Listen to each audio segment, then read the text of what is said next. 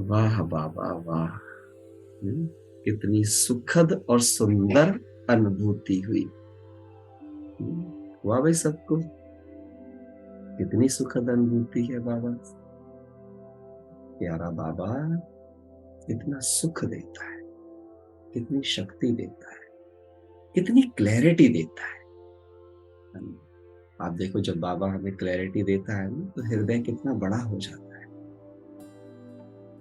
अपने से फील करो, अपने से बात करो। बड़ी ही सुखद अनुभूति है बाबा।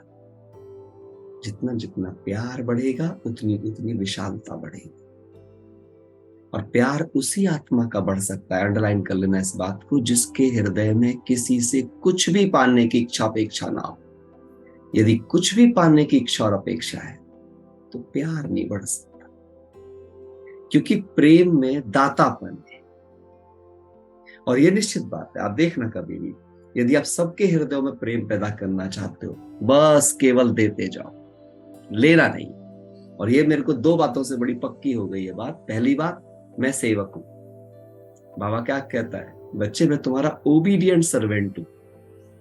बाबा कहते हैं, बाबा सही करते हैं, I am your obedient servant. तो आप सोचो, भगवान कहता है सेवक, है ना। जो सेवक होता है वो कभी अपने कंफर्ट का ध्यान नहीं रखता, मालिक के कंफर्ट का ध्यान रखता है। तो हम सब सदा सेवक हैं, सृष्टि के भी सेवक हैं, अपने संबंधियों के भी सेवक हैं, परमात्मा के सेवक। संबंधियों के सेवक भी क्यों हैं? क्योंकि हम परमात्मा के सेवक हैं, परमात्मा की आज्ञा पर है। क्योंकि हमें हमारे कर्मों से परमात्मा शिक्षाओं को दिखाना है, यही हमारी सेवा है।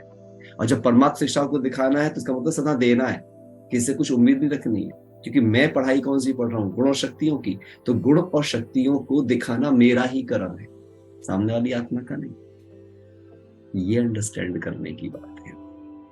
सारा दिन सिर्फ दाता बन के बैठ जाओ, सेवक बन के बैठ जाओ। ये दो बातें जो याद रखेगा, देखना कितना खुश रहेगा वो, कितना प्यार से भरा हुआ रहेगा वो, और कितना भरपूर रहेगा वो। क्योंकि याद रखो आप, देने का भाव किसके पास आता है? जो भरपूर होता है, मंगता नहीं होता, दाता होता है। भरपूर था। और सेवक सदा अपनी सेवाएं देता है, और जो सेवा देता है उसके साथ अगला सिद्धांत जुड़ा हुआ है, जहां सेवा है वहीं मेवा है। वहीं मेवा है। मेवा माना महिमा है, मेवा माना प्यार है, मेवा माना सबके हृदयों में इज्जत है। आप देखो, जो अच्छा सेवक होता है, मालिक उसे कितना दिल से प्यार करता है ना। तो ऐसे ही समझना है कि अगर मुझे सबके हृदयों में प्यार से भरने है, हर हृदय को, मुझे दुनिया से नफरत को मिटाना है, तो मुझे सेवा करनी है, मुझे सुख देना है, मुझे बांटना है। मुझे किसी से कुछ चाहिए नहीं, कुछ नहीं चाहिए। कभी मुझे नहीं बोलना मुझे इतना करना पड़ता है, नहीं, यही मेरे कर्म का खाता है। मुझे दो कलाएं आनी चाहिए इस बात के लिए। पहली कला ये कि मुझे कर्म को बेहतर तरीके से करने की कला आना चाहिए, फर्स्ट थिंग। दूसरी चीज, सहयोग का गुण हर आत्मा में है। वो आत्मा हर किसी को किसी ना किसी कर्म में सहयोग कर रही है। अगर वो आत्मा मुझे सहयोग नहीं कर रही है, इसका मतलब मैं आत्मा में इतनी योग्यता नहीं है कि मैं उसके सहयोग के गुण को जगा पाऊं, मैं उसे अपने कर्म में उसका लक्ष्य दिखा पाऊं।